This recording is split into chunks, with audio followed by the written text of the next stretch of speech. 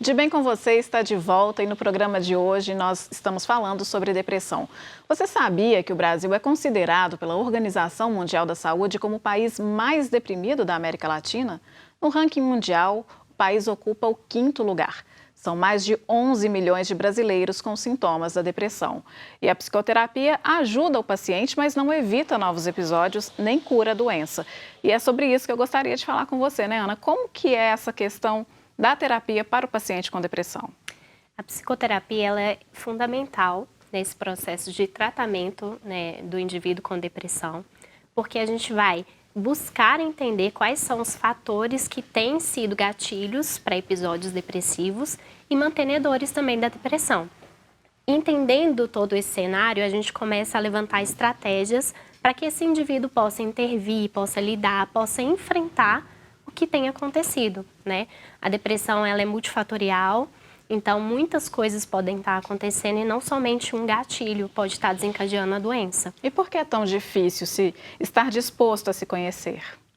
É tão difícil porque a psicoterapia é um convite muito delicado de enfrentamento da gente mesmo, né? Eu falo que a psicoterapia ela é maravilhosa porque a gente se conhece, mas ela é também muito difícil porque a gente se conhece. E aí a gente vai lidar com variáveis que são muito difíceis, tanto é que elas podem nos adoecer, né? Sim.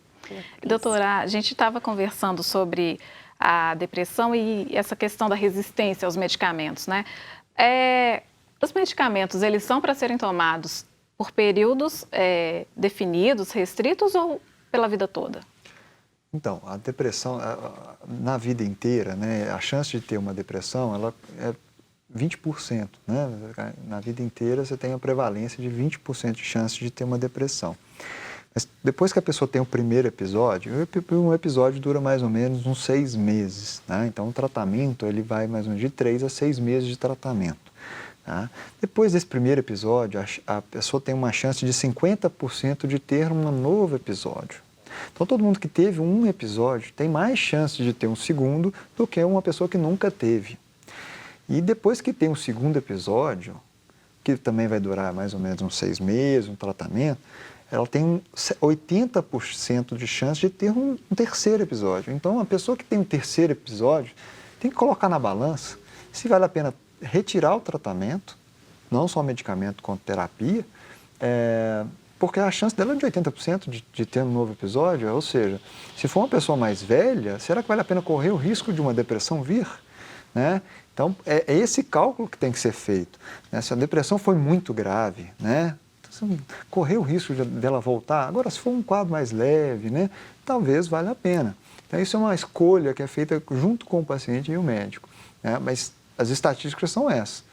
Quem tem o terceiro episódio vai ter provavelmente o quarto. Então, se parar o tratamento, a depressão volta. Então, o tratamento é para tentar prevenir o novo episódio, não só para tratar o episódio atual, pode prevenir o próximo episódio. E os profissionais, os psiquiatras e os psicólogos trabalham juntos em cada paciente? Como que é esse trabalho? Bom, eu acho que não tem como tratar só com medicamento, né? Você tem que associar uma terapia junto. Mas eu digo assim, o contato entre os profissionais, sim, em cada caso, ele existe? Né? A gente tem pacientes em comum, né?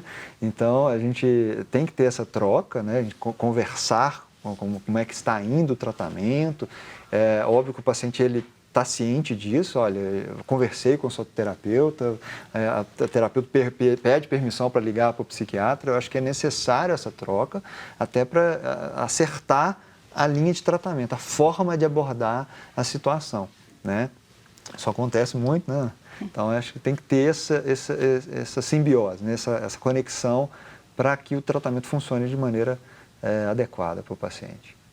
Até porque a psicoterapia está ali com o paciente semanalmente, às vezes o médico não tem a oportunidade de ver o paciente tanto assim, e esse contato é fundamental para o médico saber o quanto ajustar a medicação, o quanto manter. E o médico, da mesma maneira, pode dar o feedback para eu saber como intervir também naquele caso. E no caso do paciente que às vezes até aceita ir ao psiquiatra, mas não aceita ir ao psicólogo, porque mexe com as feridas, né? O psiquiatra tem essa escuta também mais apurada? Eu acho que é mais fácil o contrário. A pessoa ir no terapeuta e não ir no psiquiatra. Porque, assim, isso deve acontecer, já deve ter acontecido com a Ana várias vezes. Você está lá com a terapia, vindo assim, precisa encaminhar para o psiquiatra. Aí a pessoa fala, olha, vou te encaminhar aqui para o psiquiatra. A pessoa não vai no psiquiatra e não volta no terapeuta. Quer dizer, você perde o paciente porque você encaminhou ele para o médico. E também alguns pacientes, às vezes, querem só tomar o remédio. Né? Assim, não quero fazer terapia. Meu problema é químico só. Não, eu quero tomar um comprimidinho, não quero fazer terapia. Então, existe uma resistência dos dois lados. Tem paciente que não quer terapia e tem paciente que não quer remédio, só quer terapia. Então, a gente tem que convencer, né, o paciente que as duas coisas são importantes. Que se não fizer as duas coisas, a melhora às vezes não chega no patamar que a gente quer, que é uma remissão dos sintomas, que a pessoa se sinta totalmente bem, o que é o nosso, sempre o alvo, né, é o bem-estar de uma forma mais plena.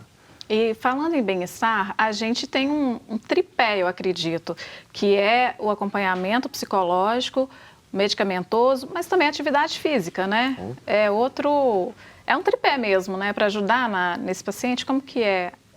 Qual é a importância dessa atividade no dia a dia?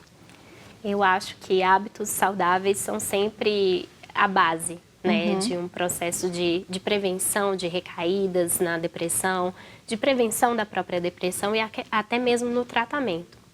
E a atividade física ela é essencial, porque aí o Dr. Guilherme pode explicar melhor, libera hormônios, libera endorfina, mas comportamentalmente falando, é uma ativação comportamental, é uma forma de ativar o comportamento e esse indivíduo que não estava se comportando, que estava se queixando de falta de energia, começa a se movimentar.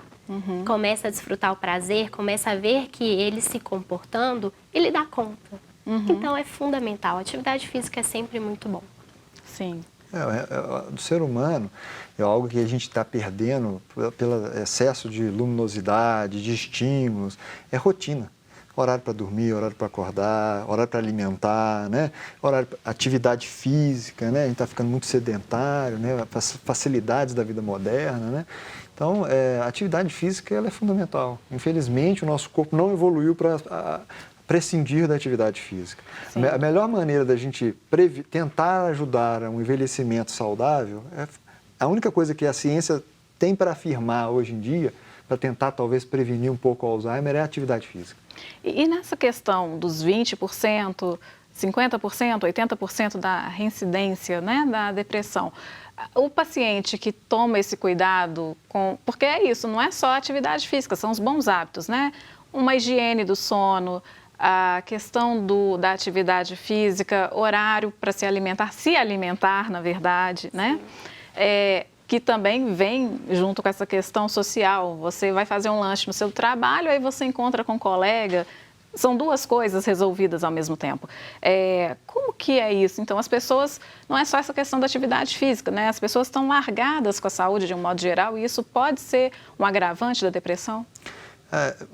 Realmente, assim, ter contato social, né, o que você acabou de dizer, né, atividades físicas, é algo que é fundamental para a vida, né? A gente precisa do contato humano, né? A gente precisa não só movimentar, a gente tem que estimular o cérebro, mas também a gente tem que ter esse contato. Esse contato faz falta, né?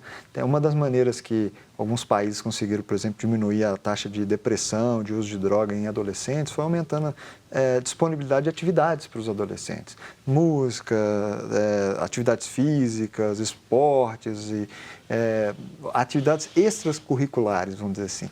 Isso ajudou muito. Quer dizer, ele convive, ele se mantém ativo, estimula o adolescente e ele vai ser mais saudável.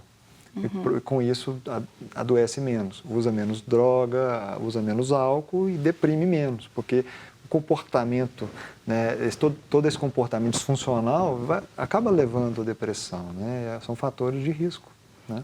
E nós falamos da questão, quer fazer algum complemento? Acho que é isso, acho que todos os pontos que você citou, inclusive são as estratégias de intervenção na psicoterapia, higiene do sono, aumentar a socialização, aumentar a alimentação adequada e atividades físicas adequadas também são estratégias de intervenção mesmo. Uhum.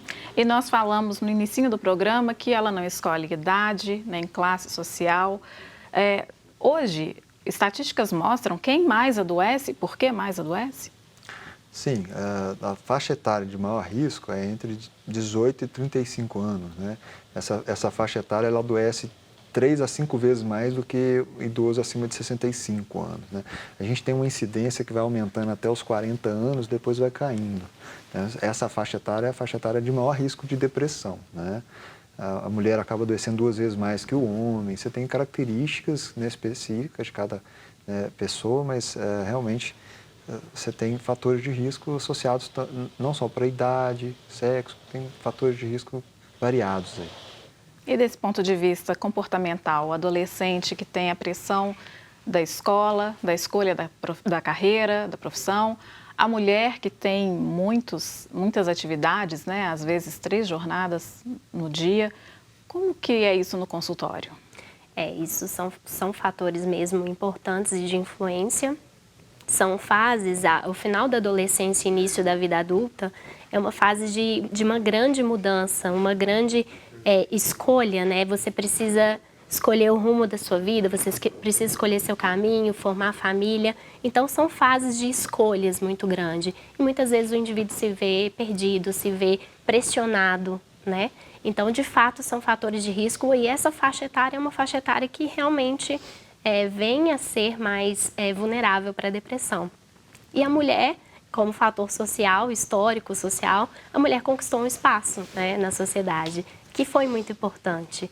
Só que, para além disso, além de conquistar um espaço profissional, um espaço na sociedade, ela ainda tem a questão familiar, tem a questão da casa. Então, é a cobrança da mulher todos esses âmbitos. Ok. A gente continua conversando sobre esse assunto daqui a pouquinho. Mais um intervalo e logo, logo a gente está de volta. Eu espero você.